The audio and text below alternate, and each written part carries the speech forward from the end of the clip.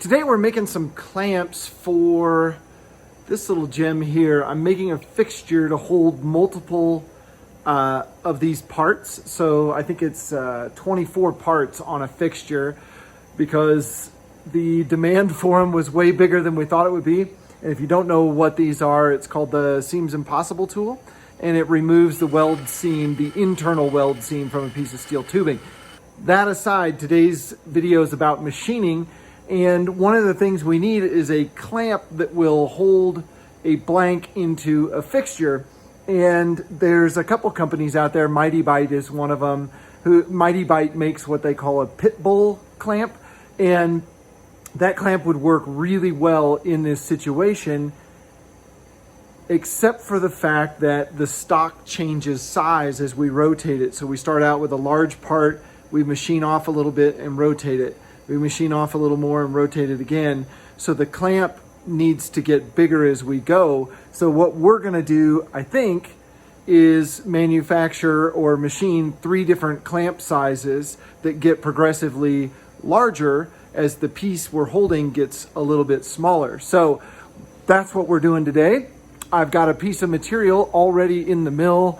I sized it up for the programs that I wrote. So let's take a look at that. I machined both of these sides parallel, and then I finished the end here. So we have 3/4 by half by 3 inches long, and we'll get 3 clamps out of this. So the first operation is going to mill some holes and counterbores in this face. It's also going to face it off to make it nice and pretty.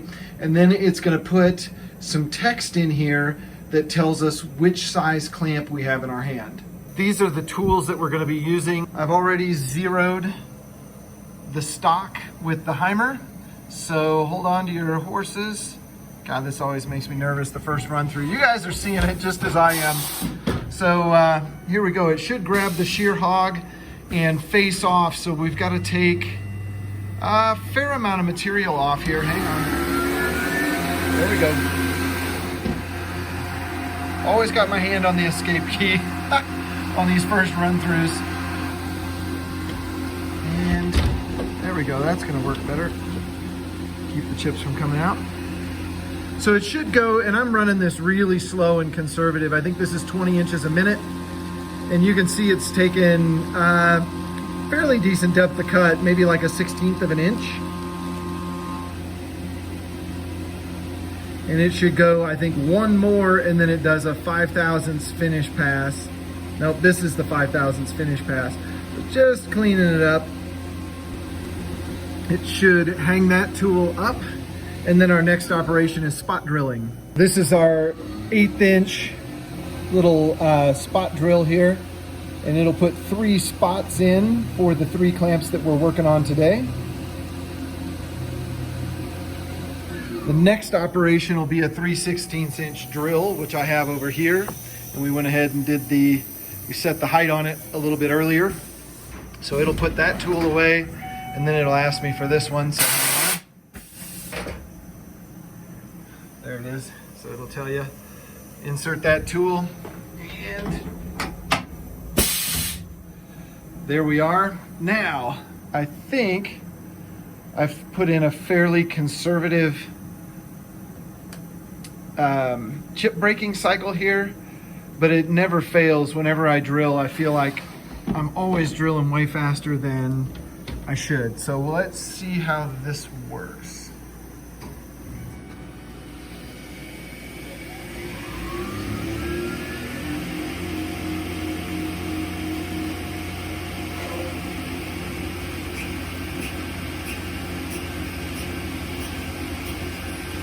That is 5 inches a minute, ladies and gentlemen.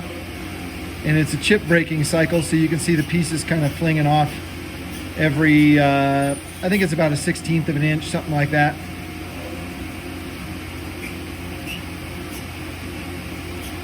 That feels pretty, oh, no, it's bogging down there right at the end. Yeah, I've got a little chippage on the end.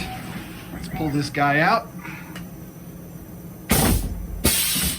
Probably needs some flood coolant would be the right answer. And so now it asks us, yeah, if we removed it. Cycle start. Now we should be 1/8" end mill, and I think I put this very conservative for the counter bore here, so it's 2 boring operations and then a cleanup. So cross your fingers.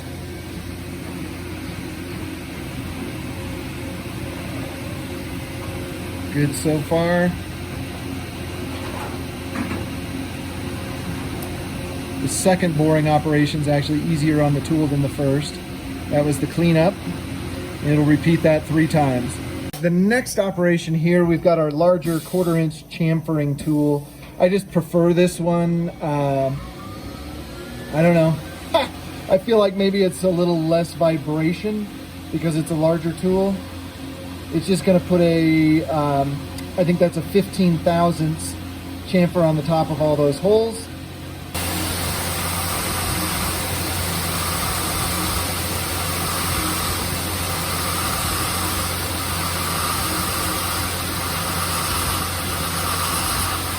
There we go, 3/4, 11/16, and 5/8. Those are the 3 sizes that we have. And that's it for Op 1. We're ready for Op 2.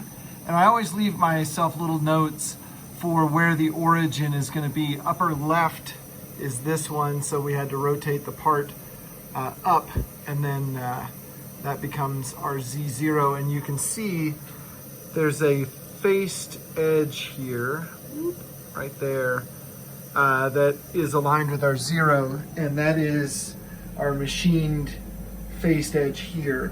So that's where I did my XY0. So the Y0 is here, X and Z on top, of course.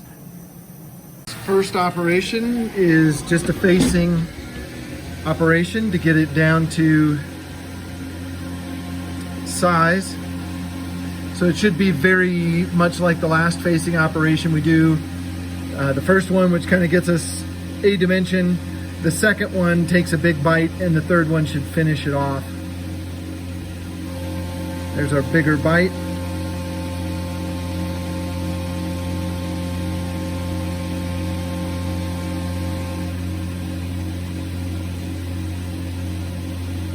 And then this third one should just be 5/1000 of an inch. Oh, maybe it goes 4. Oh, that's right. We had more to take on this one. So it should be, yeah, that second bite was a little bigger. Now we should come in with the small bite, 5 thou, just to finish it up, make it pretty. Now we should be swapping over. We've got an adaptive program coming up. So we've got tool number 3 there, which is a 1/4" end mill, 1/4" flat end mill. I don't use this one very often. There she is. I can't remember what brand this is, like a Lumistar or something like that. I got it from a local shop that sells tooling. And there we are. Good adaptive strategy there. Just kind of knocking it out. Now we can start to see the shape of these things a little bit.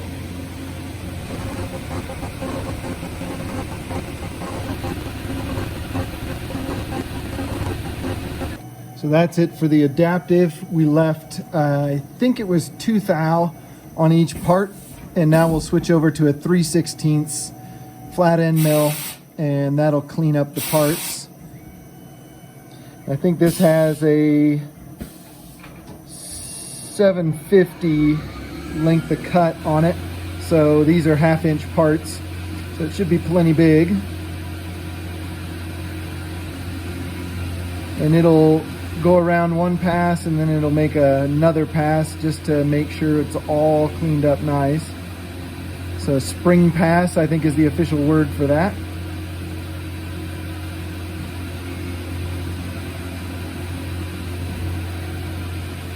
So it should just repeat exactly what it just did. Now the profiles are all done. The last operation here before, well, the last piece of this operation should be to put a little chamfer on the top of the part. So we're going to get our 1/4" chamfering tool here, And I think we've got it dialed in for 7 thousandths. So just a little micro bevel on the top of this part, these parts. Just to deburr, make them look nice, make them feel good in your hands, keep them from cutting you. All those good things, just good practice.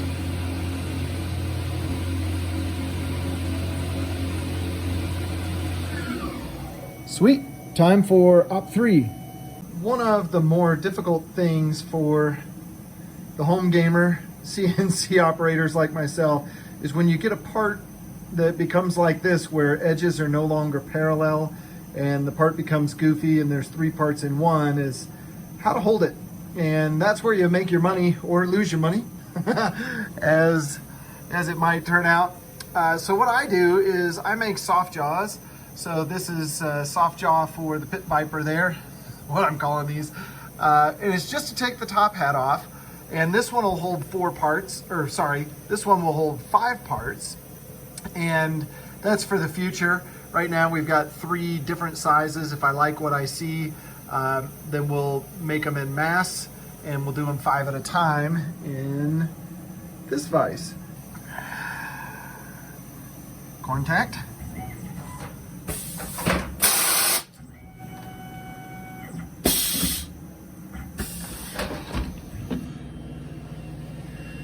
Our first operation here is just going to be to face off 5 thou from this soft jaw. Nice, easy. I think we're at 20 inches a minute, something like that. Nice, easy feed. A little bit of mist coolant there, just to make it nice. You can see the reflection, how nice that shear hog cuts. Our next operation should be to engrave it. I always like to engrave my soft jaws, so 10 years from now when I pull it out of the drawer, I know what it is.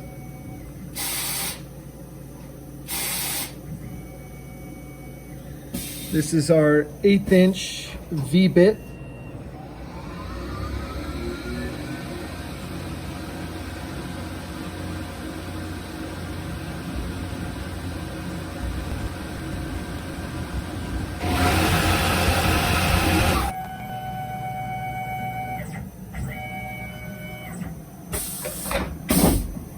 Our next operation is adaptive. So this is just a 1/4 inch tool to clear out a bulk of the material. And from the adaptive I used on this, I lightened up the program quite a bit, just in terms of cut. I didn't like the way it was sounding when I was cutting parts. That sounds a lot better. Just a little bit lighter cut.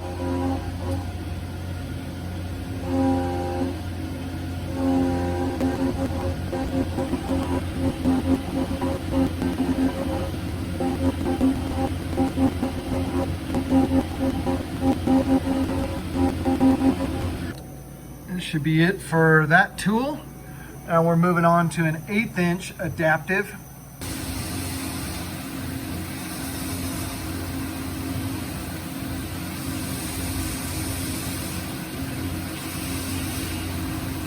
Can't remember if this is 2 or 3 passes. I think it might be 3. 3 little step downs. It might be 2. Reflections make it hard to tell sometimes. It's a 1/4 inch depth total. I think I had it set for 2 1/8 inch passes, but every once in a while I have something a little different in there. I totally spaced out, guys. I had the vise come loose and had to do some work and redo that jaw. So the jaw you're seeing is actually the second version of it, and I was so excited that everything was fitting and working, I actually scrapped the part you watched get made because the vise was not straight. And then I tried another one and flipped it the wrong way on the second op. So now I stripped the top hat off, so that worked sweet. Now I was just gonna do a little quick chamfer around the edge to deburr it. And we should have 3 parts in just a fraction of a minute.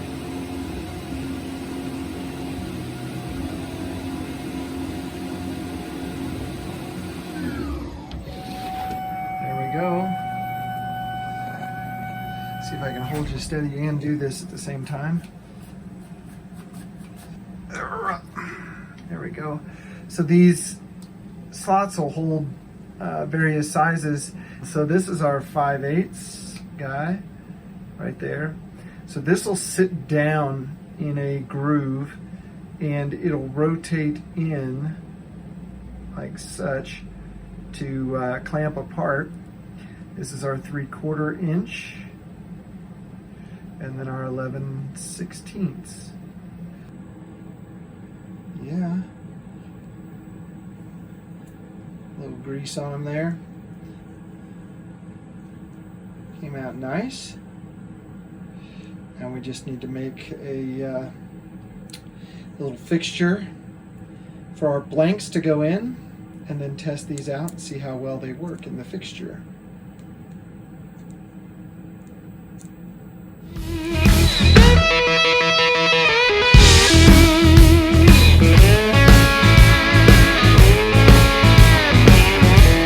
Feel free to click or tap on the images to check out some of my past builds. If you like my videos, click on the Greg's Garage logo and all my future videos will show up in your YouTube feed.